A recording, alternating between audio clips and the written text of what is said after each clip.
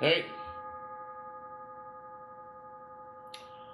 so I just sent both of you a document on silk reeling. It's a list of the common exercises that we're going to do. So why don't you take a minute and uh, just open that document? You can print it off later.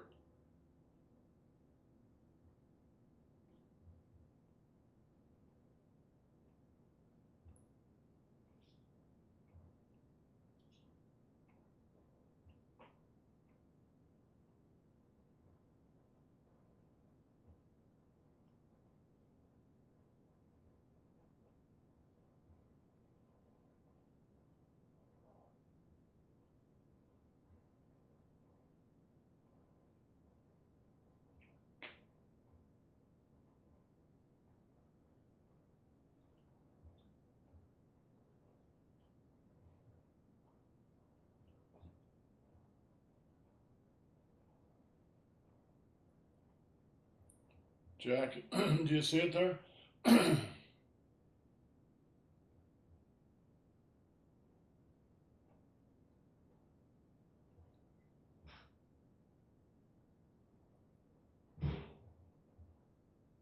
What does 132333 mean? Page 1 of 3, page 2 of 3, page Oh, 3 of 3. okay. Jill, I was just Silly telling me. I was just telling the other guys, I just sent you all a document with a list of the moves for silk reeling. If Uh-huh. you want to take a look at that right now, actually, would be good if you have Oh, access to okay. it. Yeah, Otherwise, sorry. don't worry about it. Yeah, my internet is flaking. Yeah, So it's a computer. yeah, of course. Let's see.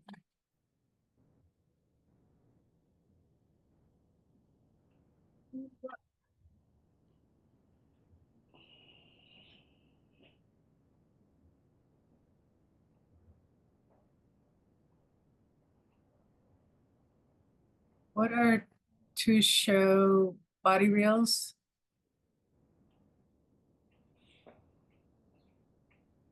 Hmm. Okay, if you all are looking at it now, there's just a couple things I want to say. We're not going to go into this in great detail today, but I wanted to get it to you. Jack had mentioned something about wanting a list from a long time ago. These are the common exercises that we do. Um, there are a few other exercises that I did not even bother to put on here because frankly they're dangerous.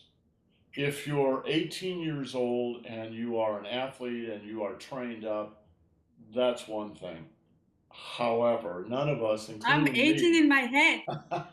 yeah, I am too. That's dangerous. That can truly be dangerous. Um, I don't want anybody hurting. It's some of these exercises are especially difficult on the lower back, and there's no particular reason to do them. Like I say, if you're 18 and you're in good shape and you're trained up, that's fine. You can do them then, but I'm not and you're not. There's one in here actually that I forgot to take out. Look at number 20. That's essentially snake creeps through grass. I used to love to do snake creeps through grass. But it's a difficult move, and we're not going to do that Mhm. because it's one of those that requires you to be younger and limber and not hurt yourself doing it. Okay. Okay, so basically, I've listed 27 items here. There's no way that you can do all of these in, say, 45 minutes, which is basically what our class level are. It would probably take you twice that amount of time. So you have to pick and choose as you go through here. And this is something that you just work out for yourself of what exercises you really like and enjoy. Um, and basically, what I do personally, I haven't really quite thought about this, but this is what I do. I divide this whole series up into three. So the first part is really about the spine. So that maybe is move in here it's just moves 1, 2, and 3. All right, neck turns, head rolls, and spinal waves. However, I usually throw some more exercises in from some of the other series. So for instance, working the quad or belly rolls, all right? Those kinds of things that really work the spine. You start at the top of the spine and you work down to the base of the spine. So, And yes, Jill. sorry. I was just wondering, so belly rolls aren't silk reeling then? Well, anything can be silk reeling Okay. if you put your mind into the silk reeling point of view. Right. Um, But which what is silk reeling? What does the word mean? well, it's basically you're sending your chi out and drawing it back in. Yes, yes, that's part of it, but that's not the only. That's not the only qualification for silk reeling. Mm. So, one of the terms they use in China, or at least this is the English translation of it, is spiral power exercises. Ah, yes. Okay, so that should give you a clue. It has to do with exploring and training up your ability to move in spirals. Now, the truth is, you can do that with any exercise at all with the human body. But you have to have it in your mind that that's what you're doing and then explore where you're going to find the spirals there. Otherwise, you'll just skate over the top of that and maybe do it without really realizing the potential in there. Some of these exercises, it's really, really obvious. So the number 6 that Jill just asked about, toy show, which means push hands body drills, right?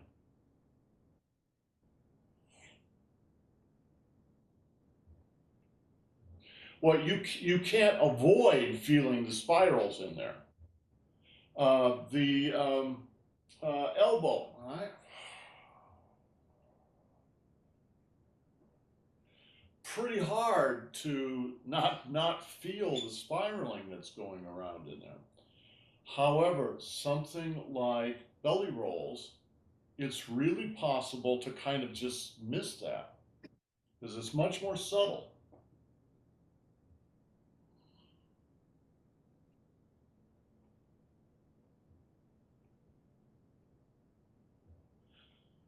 It's there, but it's much more subtle. Can you feel it? Jill, could you feel it when you do it? Can you feel the spiral? What's creating the spiral? I don't feel it. I feel it if I'm changing my weight. Exactly. It's by changing your weight. Okay, so the basic idea, Catherine, is this. When you move in Tai Chi and Qigong, when you come up from the ground, usually, not every time, but usually, you come up on the right leg.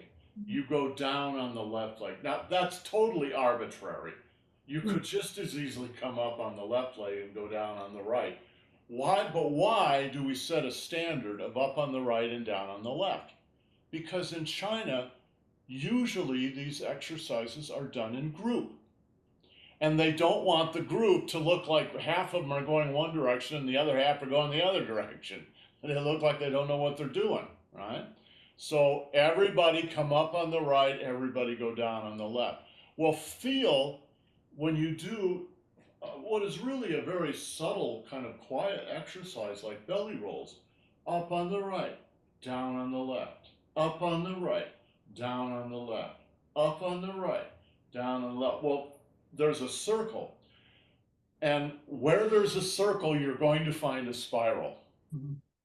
Because Right. we're always hurtling at 350,000 miles per hour That's through exactly right. space, and 200 rotating at 250 miles an hour around That's right, right? So, right, every circle, if it's carried through time, can turn into a spiral. That's the relationship between them. So you have to, as students of the art, you have to look into all these exercises and discover where you're going to find the spirals. Sometimes, right? Well, it's very easy. Other times it's more subtle, but they're always in there. Okay, maybe at some point, what I would like to do is go through this whole list of exercises and look into each of them about how to do them, quote unquote, the right way. And it's probably going to take a number of sessions to do that. However, rather than do that now, what I'd like to do is do it when I have somebody up here other than poor Annie who I can interact with so that you can see that all these exercises come out of Tai Chi as a fighting art. And there's actually something you're doing. It's not about fighting. It's just about interacting with something outside yourself. Right?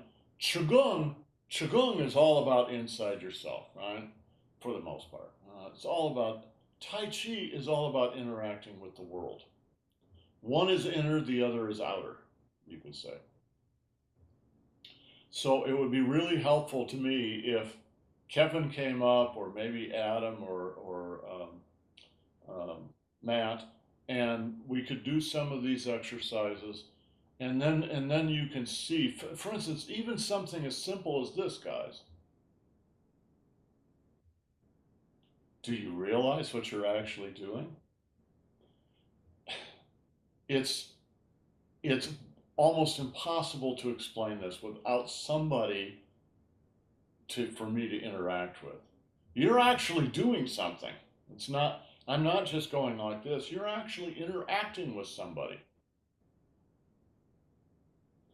And what happens is, when you understand the interaction with the other person, you will understand a great deal more about what you're supposed to do inside. Because you shouldn't just be empty-headed and just, oh, I'm just going like this, and just ignoring. Because there's something that you're doing, and it's very specific. In other words, if you understand the Xin Yi, the mental intention, then you will understand the Neigong, the inner energy patterns, right? But it's almost impossible to just verbally explain the Xin Yi. I need somebody to interact with. So at some point, we'll get some people in here. It'll probably have to be next year, and we'll do some of this so you can see what I'm talking about. All right.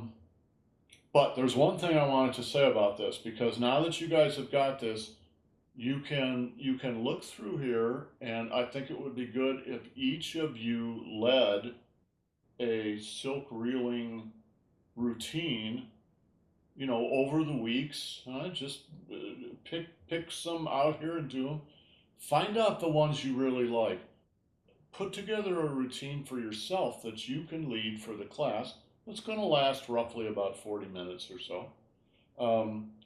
And in light of that, when you do these exercises, keep in mind that in China, the number 3 is a magic number, not the number 4. Do you know why they don't like the number 4? Because it sounds Because like death. the name for number 4 is Su, right? That's the same word as death. So they don't do things in 4s. They do them in 3s. So the magic numbers are 3, 9, 12, 18, 24, 36, 72. Right? And that's also why you'll never see like a China set in 4. Like, In fours, exactly. They avoid things in fours, right? So when I lead these exercises,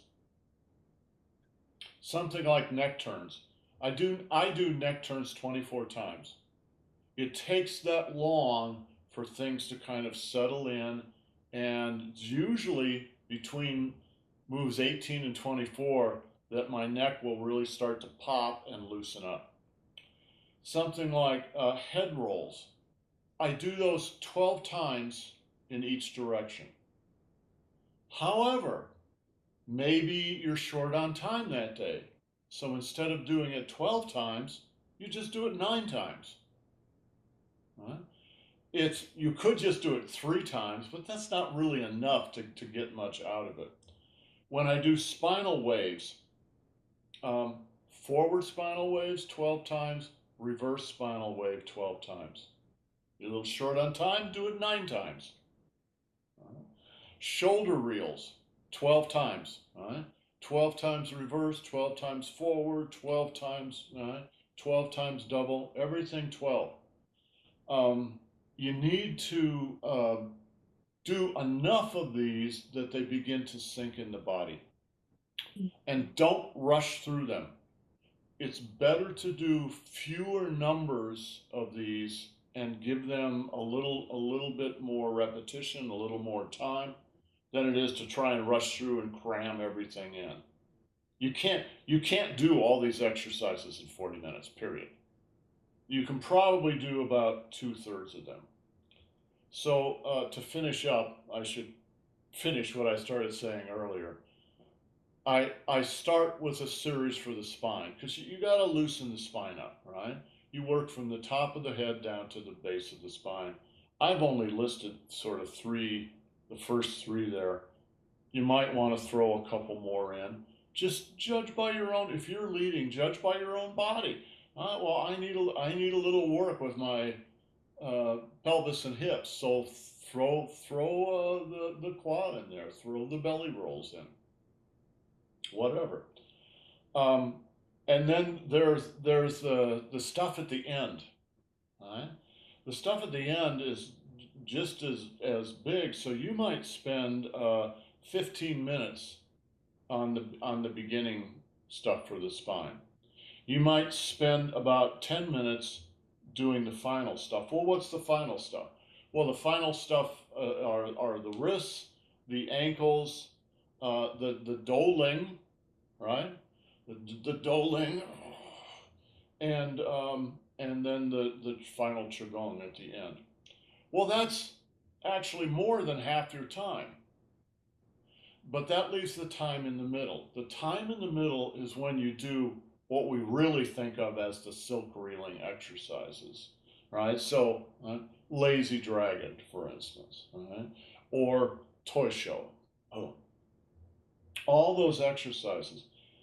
Those are the ones you won't have time to do all of them. There's probably 3 times more exercises than you're going to have time for. So you must pick and choose. And so what I do over a period of time is one week I'll pick, so let's say it goes from number 4 shoulder reels really all the way through to number 17, and there's actually a couple in the last page too, so knee reels and kick reels and stuff, but the majority of them are between numbers 4 and 17, right? So you've got 13, 14, 15 exercises here in sort of classic silk reeling. You cannot do them all. Maybe you can do 5 of them. So one week I'll do 5, the next week I'll do another 5, the third week I'll do a final 5. And they're just sort of scattered around in there. You'll find as you lead classes and do this stuff, well, you really like some of these exercises. You don't like other exercises as much. So you will gravitate toward the things that you like, and there's nothing wrong with that. However, I will say, I'll give you a story from Annie. When Annie began, she hated lazy dragon, right, exercise. She just hated lazy dragon reels. Right? Now they're her favorite.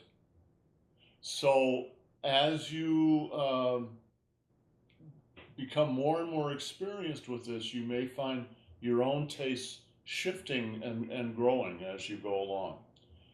I'll tell you my focus on it right now. I think a lot of the silk railing exercises don't get at the core of silk reeling as well as other silk reeling exercises. So one of them that we have added into the series, it wasn't one that Master Zhang taught, it's one that our group, added to the series that I think is a fantastic exercise, is the Toy Show body reels, number 6. All right?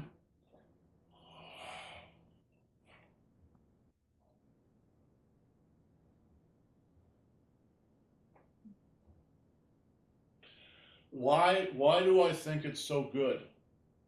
One, it's really full body. It's very, very simple. From the bottom of your foot to the palm of your hand, it's one big spiral. And it's really obvious. Watch my legs, spiral. Watch my body, spiral. Watch my arms, spiral. All right? You really get a feel for that internal spiral. Besides which, I think it's just a really good exercise in and of itself. So what is cooking in the back of my mind is to explore a little bit over the next year and try and come up with a half a dozen exercises that really fit into that category. It's a very simple exercise, it's whole body, and it really works the spirals. All right. The elbow ones, I think, fit into that category really easily. All right, etc., etc. Others of them are a little bit more difficult. So, for instance, hidden hand reels.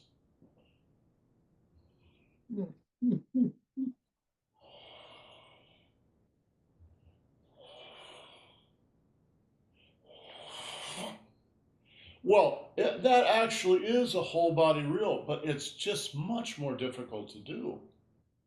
So I would put that kind of on the second level, right? This is a great beginning exercise. This, right? Go down into your Ming Men in the middle of your lower back. And now up into the Tanzhong in the middle of the chest. Right? Ming Men, Tanzhong, Ming Men, Tanzhong, Ming Men, Tanzhong. What's happening with the hands is less important than what's happening in the core of the body. That's much more difficult for people to get. So I would put that, right? I would put that up a level, or maybe even two levels, something like that. That move is difficult for beginners to do and to really get much out of. Okay, so I would just leave you with the thought. Make sure that you give each of these exercises enough room that your body can get something out of it. Don't just do them 4 or 5 times. Do them 9 or 12 times, and take your time when you do it. So why don't we do a couple of these? Why don't we go on to shoulder reels here?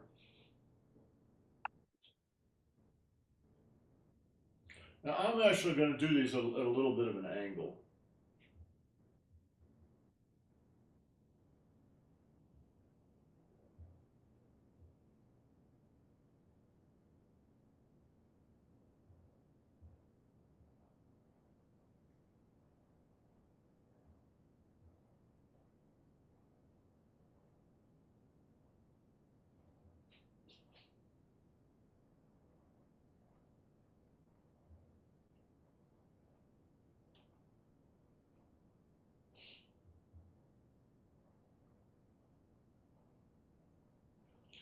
Now, if I had somebody here, I could show you really easily the trick of the shoulder reel. Your shoulder and your arm have two axes. You have to exercise both of those axes. So what do I mean by that?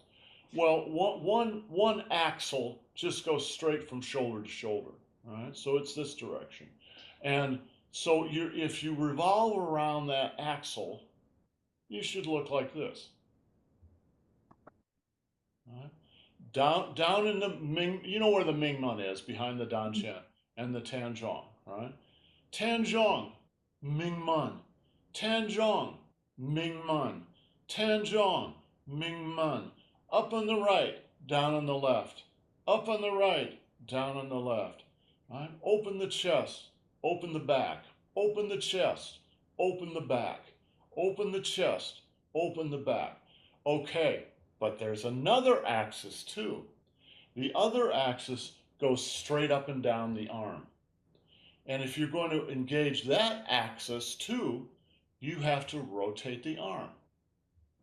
Close, open, close, open. Now, I'm going to do that. Once you understand this and you get to doing this, it's a fairly subtle movement from the outside, but it should be on the inside, it should be going on. What I mean is, you don't do this, except to demonstrate. But in fact, you're also turning the arm. That helps open the chest. And then you turn the arm back. That helps you open the back. Open the chest. Open the back. Open the chest. Open the back. Well, now you have two axes going on at the same time. Right? You've got this axle here that you're spinning around, but you've also got this axle here that you're spinning around. Jill, does this make sense? Am I explaining this good? Okay. So, Catherine. Yeah, I have a question. Yes. So when you do that, I'm gonna do it wrong, I think. Okay. It's not this.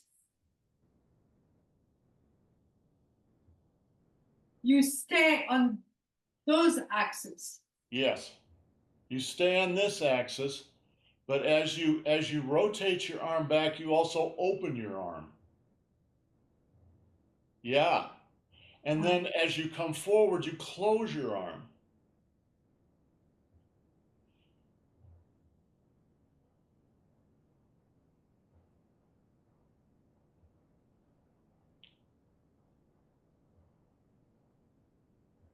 Okay, so I was doing it wrong because I was doing this. I was turning my waist. Yeah. Yes. Yes. There may be some waist movement, but what I'm trying to point out right now is do both axles. Right? One axle is just spinning around like this. Right? The other axle is opening and closing. Jill.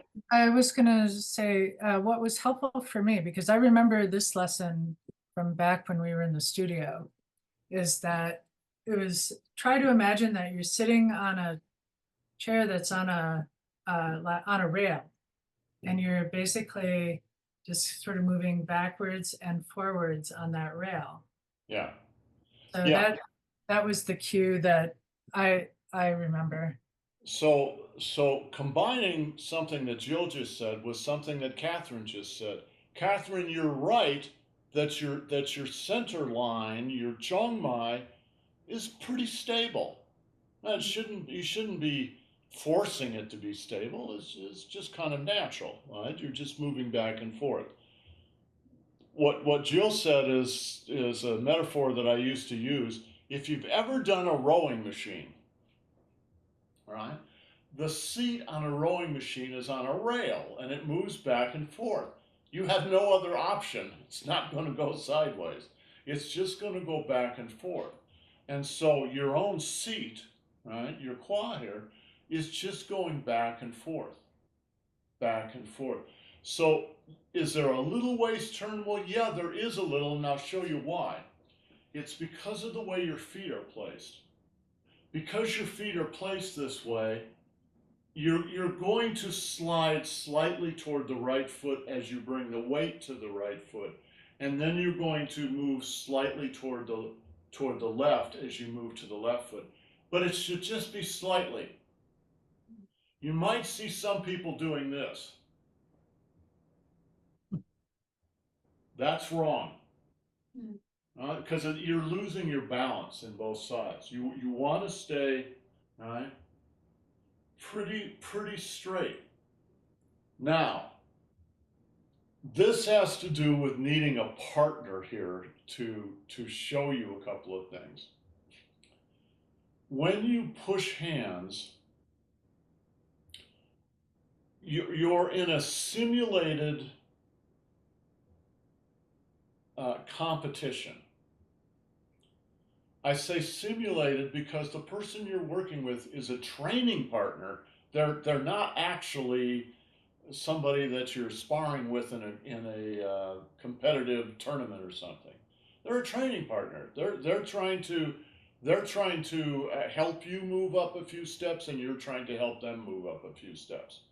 So a training partner might come in this exercise and push on this shoulder that we're working with. If he pushes on this shoulder, then you have to decide what to do. All right? And let's say we were focusing on this exercise. Suppose I did this. What would happen? He would push me over. Right?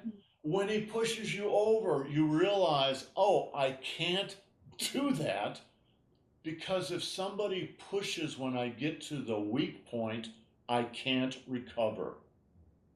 You could do this. Same thing's going to happen. He's just going to knock you over to the side. So what happens is your teacher can come and demonstrate for you, and that'll save you a lot of time. Or you can just keep trying things, because that's what you really do in push hands, until you find the secret sauce, until you find the place that works. And so I'm going to tell you the place that works. You just slide backward. All right? When someone starts to come up and push you, don't move away, right? Move toward them so that your weight is on the forward foot. And then when they come into contact with you, you have some room to retreat. If you're already on the back foot, you have no more room. So in fact, you come forward. You just bring your weight forward a few inches. And then when they push you, you just slide back. Now, when you slide back, here's one of the principles you should include in this exercise. When you slide back, don't do it this way. Because if you do, you'll still be on your butt. So where do you slide back? You slide back with your hips. Your hips slide back. Your trunk stays straight. Don't lean back. There's a temptation to lean back when you do this. All right? Oh, I'm just going to lean back. I'm going to lean back. If you do that, you're practicing a bad habit, a Mao Bing. So instead, all right,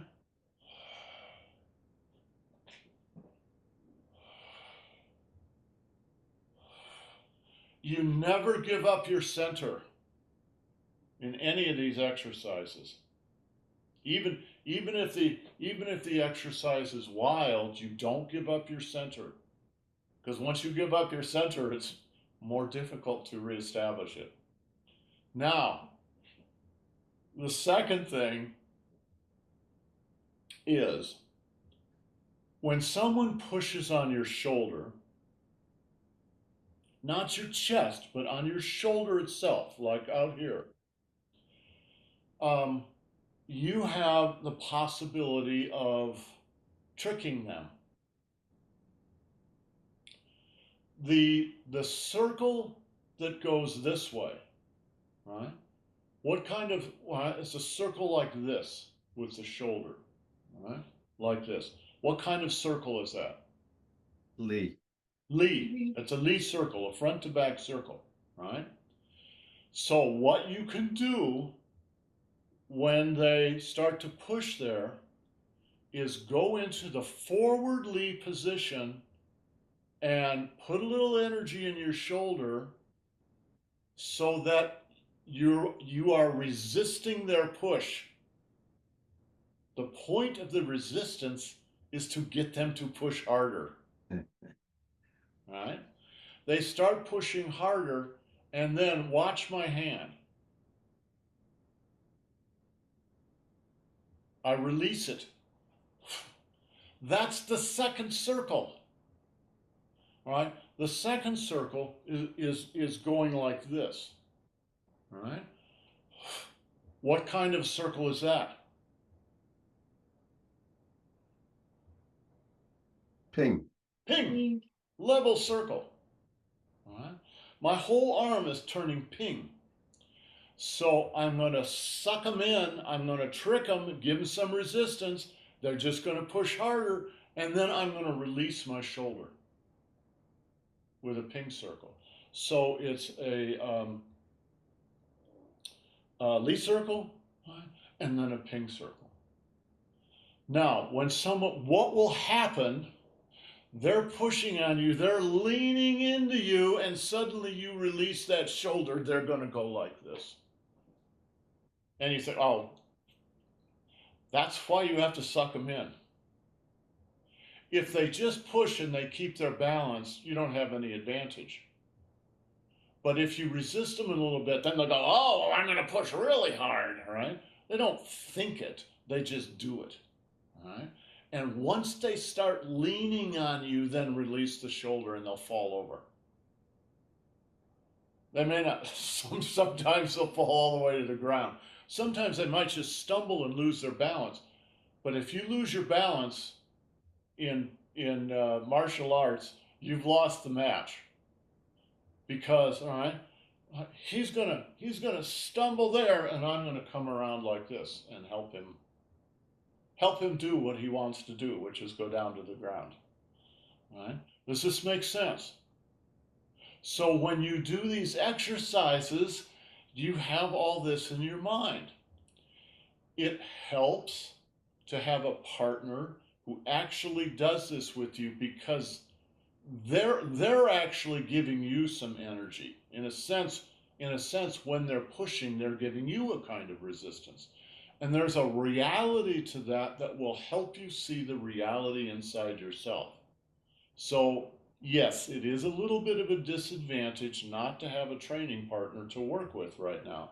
But you can get the gist of it with long-winded explanations like this, and I hope we can get Kevin up here or Adam over here to do some demonstrations. It will give you more of an idea of this. Then when you do the exercise, you keep that stuff in mind. That's what you're exercising for, right? So when you do this exercise, release the shoulder, release the shoulder, release the shoulder, release the shoulder. Watch, release the shoulder, release the shoulder.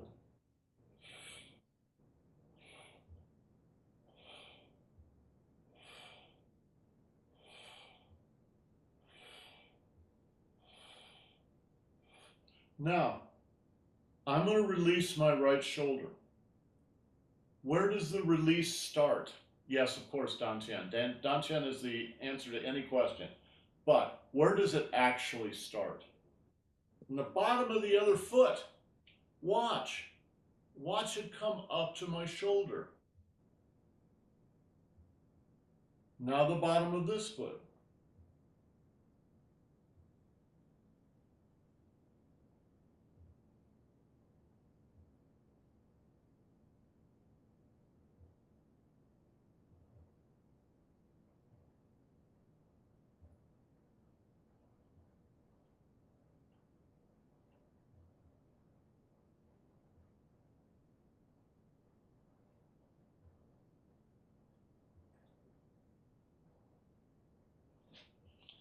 Jill, how many eyes have you got?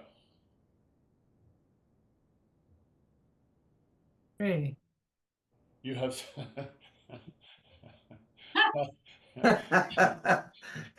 You're That lucky. that chakra stuff is going overboard.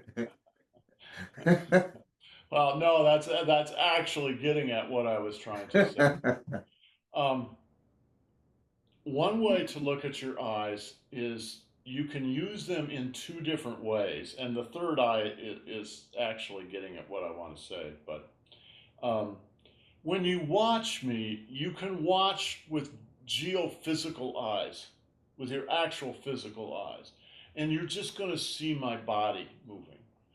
Or you can use a kind of vision that you might call luminous vision.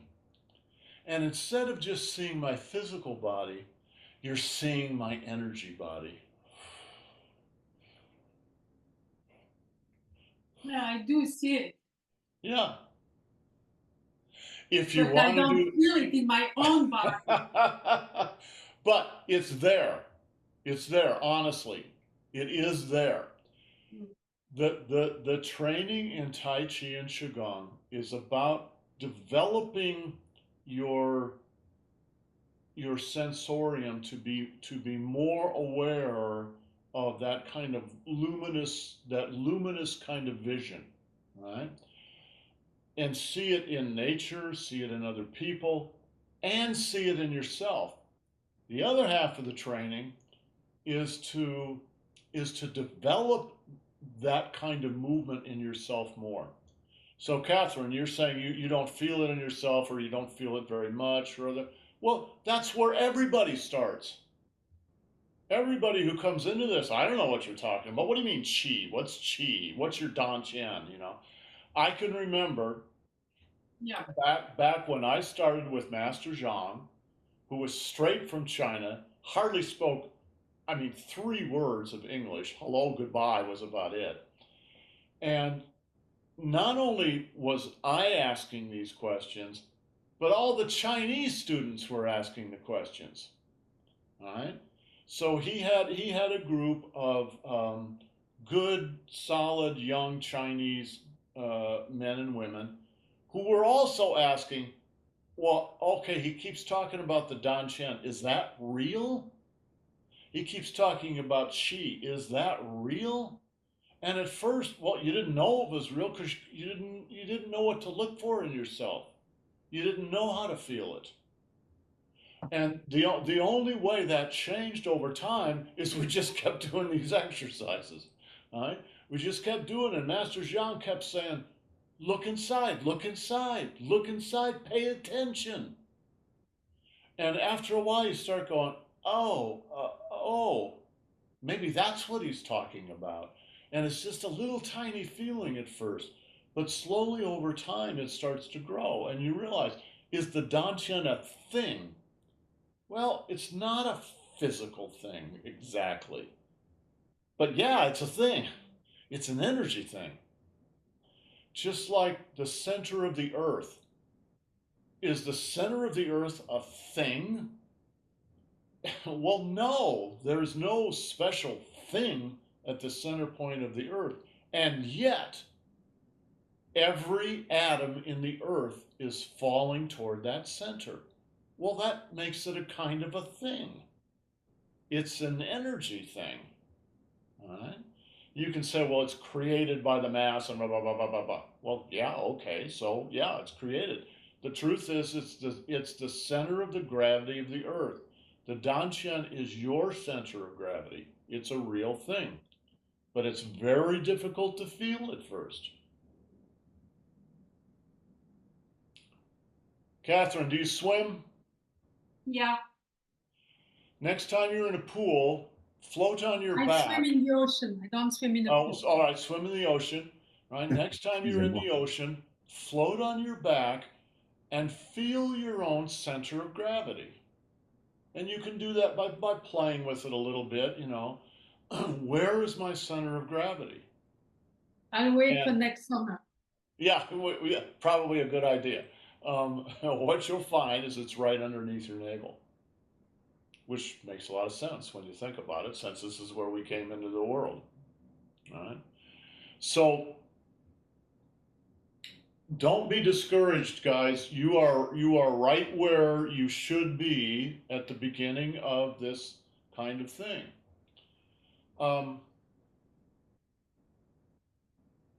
I'll tell you something that just to pique your interest. I'll tell you something that happens for most people who take this search. We'll just pick the DANTIAN. Who take this search seriously and really cultivate this and pay attention. When you're exercising, where should your mind be? You know, on your elbows, on the fact that I need to go to the grocery store, that I need to do this, that I need to do that. No, your mind should be on your DANTIAN, should be on your center of gravity, right? So I'm not thinking about my elbows. I'm thinking about this.